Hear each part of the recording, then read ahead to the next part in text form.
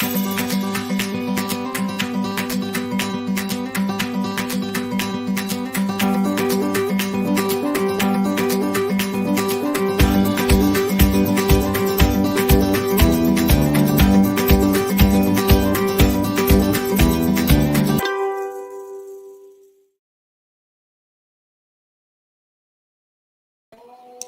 there we are. Hello, everyone. It's Brother Donnie. You see me on the bottom of your screen down here. Hello, hello, hello. Hope everybody's doing well this evening. God bless you. Welcome on in. Welcome to Heroes of the Faith. I trust that you've had a great day today, and thank you for coming in. Let's see who we got here. Hello, Stephen. Good to see you. Hope you're doing well. God bless you, and thank you for that, Stephen. Hello, Tinker's wife. Hope you are doing well. Well, welcome on in. Come on in. Welcome. We got a good one tonight. We're going to be talking about what some believe to be the father of the Baptists, and that is Roger Williams. Now, before we do so, I want to make an announcement. Now, Stephen's already figured it out, but I do want to tell you that I am moving all my Christian teaching content to, let me see if I can find my banner here correctly, to Walk in Him Ministries. And most of you know that my favorite Bible verse is out of the book of Colossians. And we have a sign at our church that says, as you have received Christ, walk in Him. So I started a new YouTube channel called Walk in Him Ministries. And this is you'll see it right here, Walk in Him Ministries. That is a YouTube channel. I would be grateful. Hello, eBerm. I'd be grateful if y'all go and subscribe to that, because there will come a time to when our Bible teaching will go on that channel instead of Prep for Eternity. Now, the reason we're doing that is because our daughters are putting content on Prep for Eternity. We're wanting to fill more content on that channel with prepping stuff. So the church stuff, the Bible teaching will be in Walk in Him Ministries. And quite frankly, I'm wanting to build up a subscriber base that's really wanting to study in God's Word. So we're starting. I didn't take all the subscribers from Prep for Eternity. I'm starting with 3. There's me, Sylvia, and I think Mary Catherine subscribed already. So we've got 3, and I think that Stephen subscribed already. So that's it. So y'all go ahead and subscribe if you would, and I appreciate it. Now, another announcement I want to make. Next Saturday night, I'll be giving away a copy of Messiah. The Messiah. And this is, it's called Immerse, and it is the New Testament without chapters and verses. And I showed y'all this Thursday night. I bought one. I liked it so much. I got Jennifer one. I'm going to give one of these away now I can't afford to give a pickup truck or $5,000 a week every 2 weeks, but I can give a book away. So I'm going to give a book away next week. Lots of going on here. Lots going on. Well, let's get right into it now.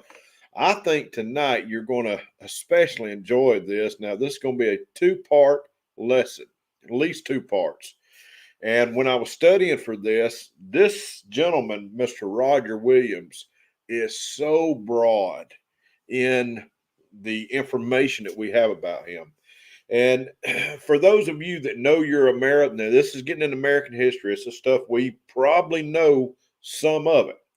This is Roger Williams. Now, Roger Williams was born in 1603. He lived until 1683, and he is the disputed, but nonetheless, the disputed father of the Baptist in America.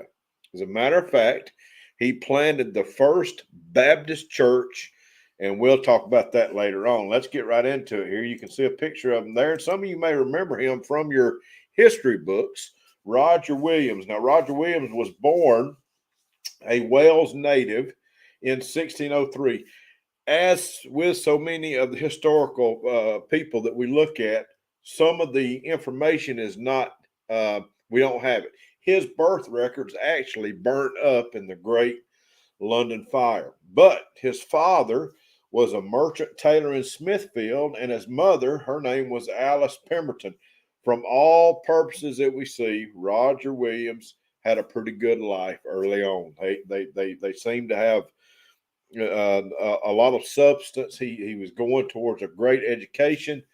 And it said that at a very early age, Williams had a spiritual conversion, and his father was not too happy with that.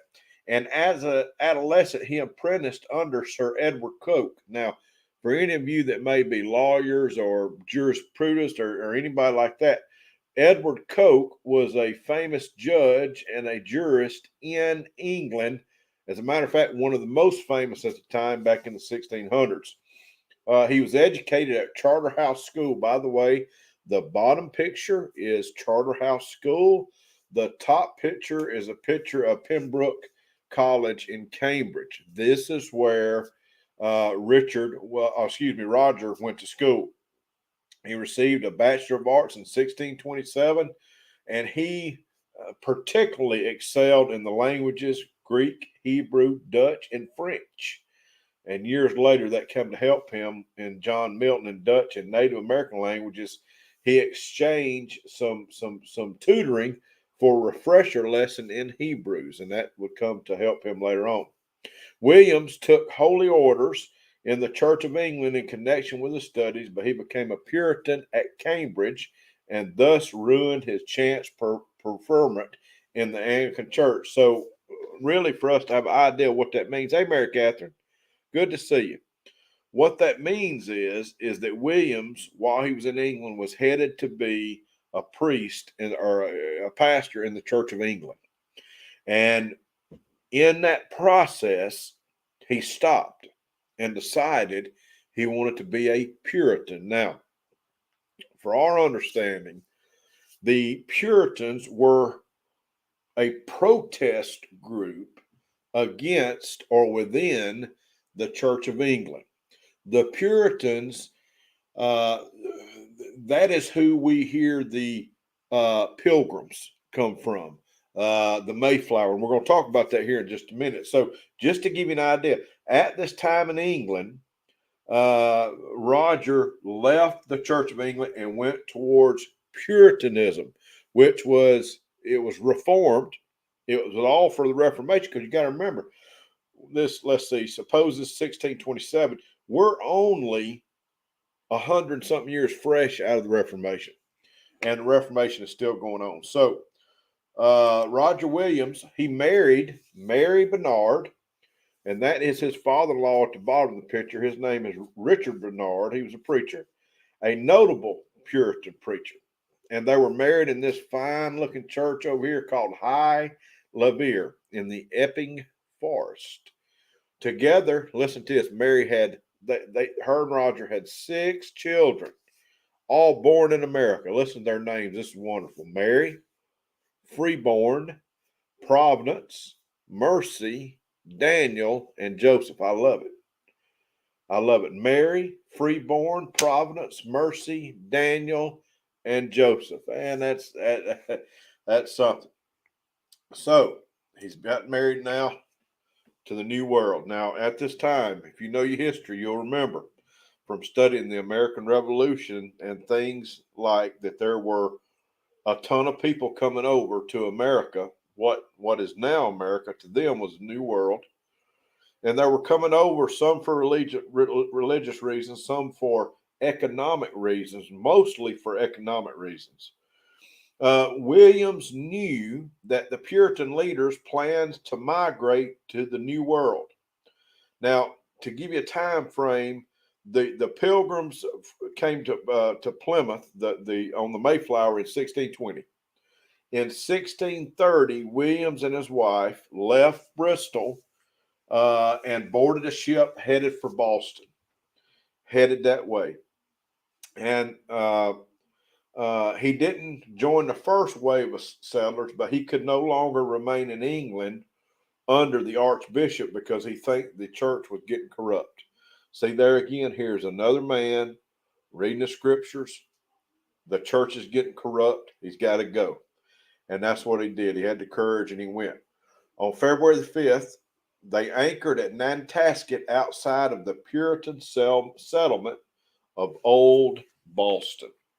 And you'll see here from these pictures that you'll notice that the bottom picture kind of shows the boats that they used. They would put the cargo in the very, very bottom of the ship. And then there would be some sort of quarters in the middle of the ship. And then there would be the captain's quarters, the official quarters. The things to realize about these ships is they were highly populated with people. Most of them had too many people. It was a long journey. It was a difficult journey, and many people perished in the journey alone. I used to be pretty familiar with all the Plymouth stuff, but many people died going over. So Richard and his wife, they stop. They leave England 1630. On February the 5th, they arrive in the New World in Boston. And we're going to conclude our time on Richard today at that. Now, the reason I did that because there's a whole section about once he comes to America, what he does. He's a preacher. Yes, disease was horrible. The medical conditions were much different what they are now. The food probably wasn't that great, and it was a difficult time. And Richard had the fervor, he had the fire to get away from the church at England. That's what he was going towards, and he decided he was going to do that. Him and his wife did. Now, to remind you again,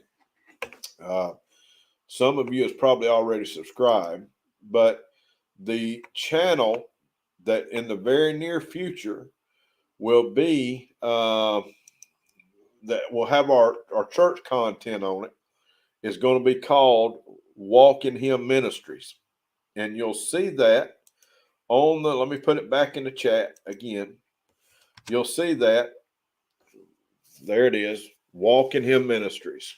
And the reason I'm doing that, as I told you, we're going to have a lot of content on our homestead channel, but our daughters are putting stuff on there as well. And I wanted to start a channel and have organic growth as opposed to, 1,000 people just subbing to be subbing. I want us to have a grow organically. That's why I started a whole new channel called Walk in Him Ministries. Next Saturday, be giving away. Let me go here. Yep, there it is. Next Saturday, we'll be giving away this book here. And I've told y'all about this on Thursday. This is the Tyndale New Testament without the chapter verses, abbreviations, etc. And I'll give this away next Thursday. All right, folks. We look forward to seeing you tomorrow. Tomorrow is Sunday at New Salem. We'll be in the book of Colossians, chapter number 2. Colossians, chapter number 2. I'll be preaching tomorrow night on At the Cross as well. So if you want to make plans to be there. Listen, thank you for joining me. We look forward to seeing you tomorrow. God bless you. If I can do anything for you or be of help, please let me know. I love you. My family loves you more than that. Jesus loves you. Now go and walk in Him. Have a great evening. Bye-bye.